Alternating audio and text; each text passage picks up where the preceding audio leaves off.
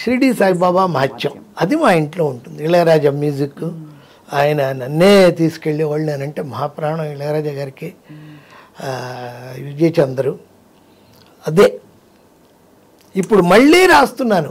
ఇంకోళ్ళు ఎవరో యుఎస్ వాళ్ళు వచ్చి రాయించుకుంటున్నారు సాయి నీ లీలలని.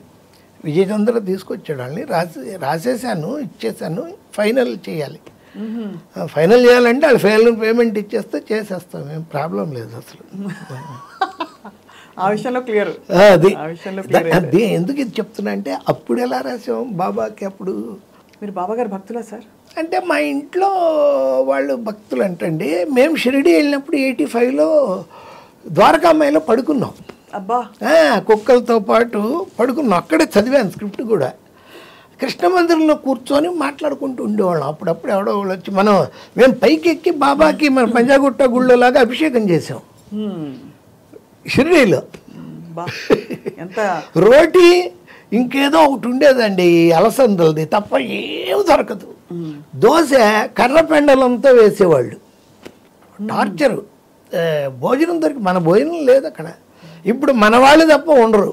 మనం అక్కడికి వెళ్తే కూడా సార్ బాగున్నారా అని ఓ సెల్ఫీ ఇవ్వండి అలా అయిపోయింది. షిరిడి తెలుగు వాళ్ళే ఫుల్.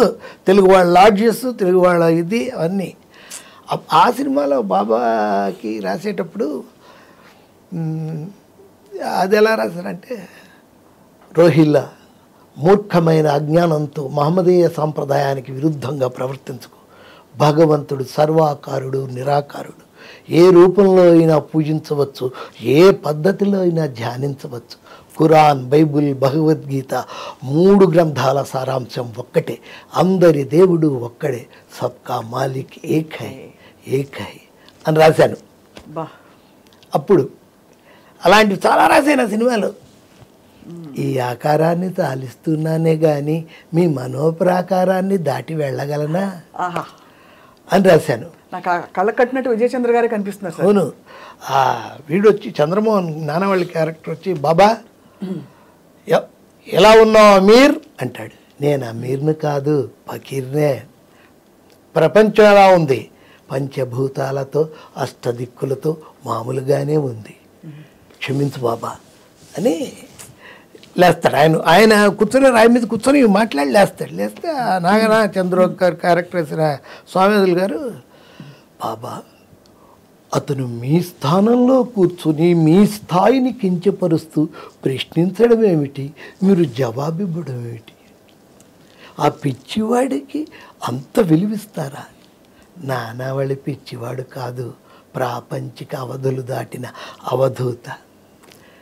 నేను ఈ ఊరొచ్చినప్పుడు మొదట నన్ను పిచ్చివాడన్నారు, తరువాత వైద్యుడు అన్నారు, తరువాత దేవుడు అన్నారు. మీ పూజల మత్తు నాలో ఇహ సంబంధమైన అహంకారానికి బీజం వేసిందేమోనని నానావళి పరీక్షించాడు. కానీ మీరు పెట్టే పంచభక్ష పరమాన్నాలు నాకు పంచభూతాలు, మీరు చేసే అష్టసేవలు నాకు అష్టదిక్కులు అనే నా సమాధానానికి సమాధానపడి నానావళి వెళ్ళిపోయాడు. పరీక్ష మీకే కాదు నాకు ఉంటుంది. కదిలించేశారు సార్ మనసుని. ఇప్పుడు మళ్ళీ రాసిన దాంట్లో చూడండి ఎలా ఎంత తెలివిగా రాశాను. వాడు బాగోజీ దుని దగ్గరకు వచ్చి, అంటే అప్పట్లా ఉండకూడదు, ఇది కొత్తగా ఉండాలి. బాబా కఫీ బాగా పాడైపోయింది, ధునిలో పడేయమంటారా? బాగోజీ వద్దు, భద్రపరచు. నా కఫీనే కాదు, నేను వాడే అన్ని వస్తువుల్ని భద్రపరచు. ఎందుకంటే భవిష్యత్తులో ఈ ఇరిగిపోయిన మసీదు మహా ఆలయంగా రూపుదిద్దుకుంటుంది. ఈ బయటే నా ప్రదర్శనశాల ఏర్పాటు చేస్తారు. నా భక్తులు అప్పుడు వాటిని చూసి తరిస్తారు. ఇదంతా జరిగేది ఎప్పుడో కాదు, 100 ఏళ్ల లోపే.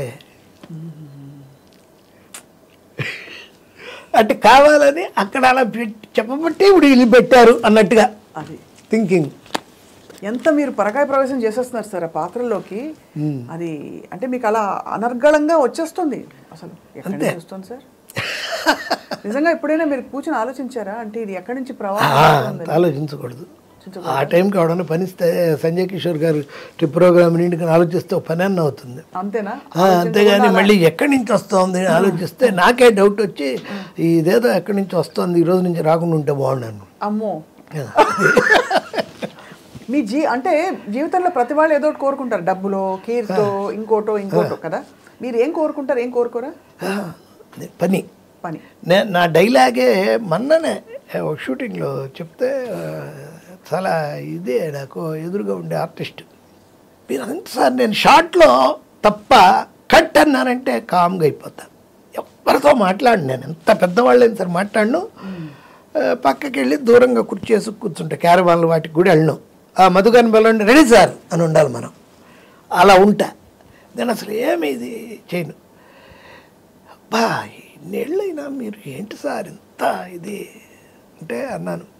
నేను పని ఉంటే శివం, లేకుంటే శవం. అంతే. అదే ఇది కరెక్ట్ నా క్యారెక్టర్. నేను పని ఉంటే శివం, లేకుంటే శవం.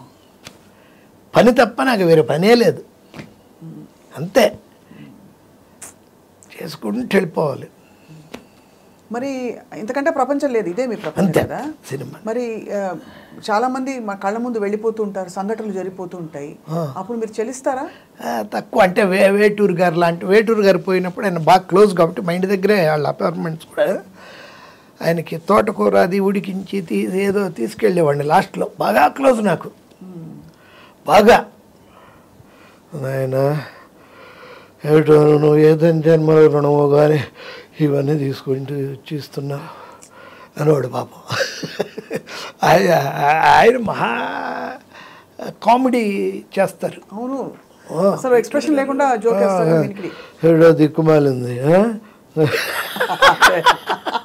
అంటాడు.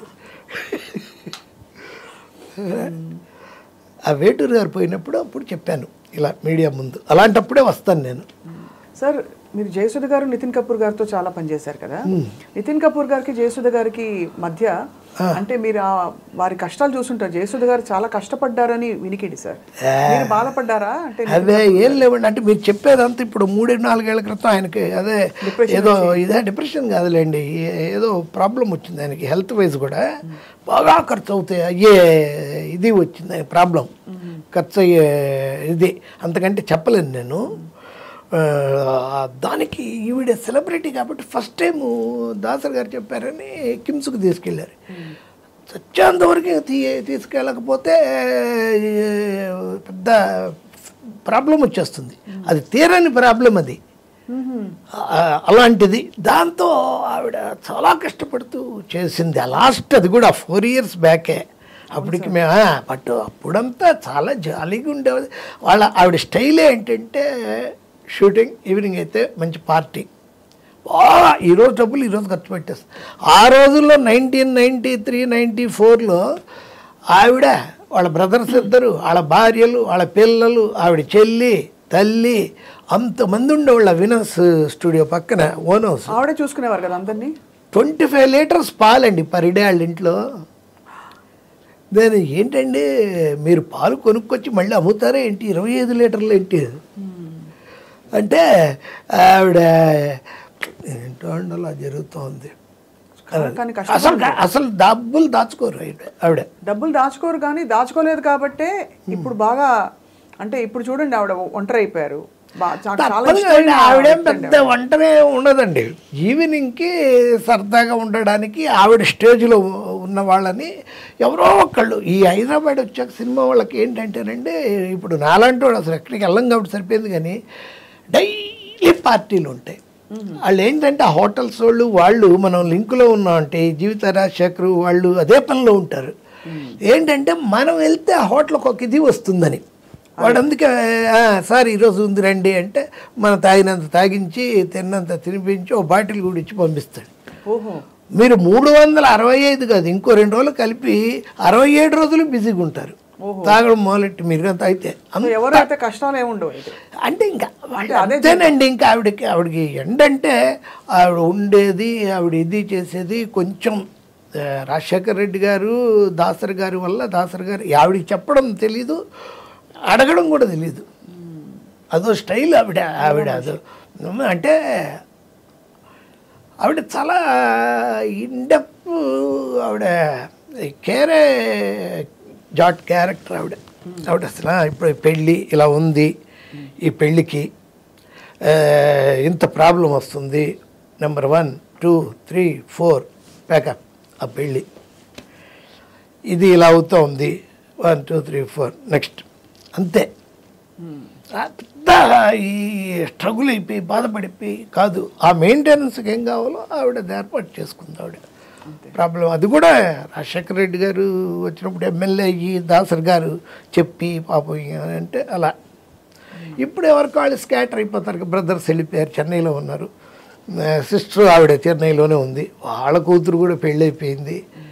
ఈ కొడుకులు ఇద్దరికి మంచి పెళ్ళే, లవ్ మ్యారేజ్ చేసింది.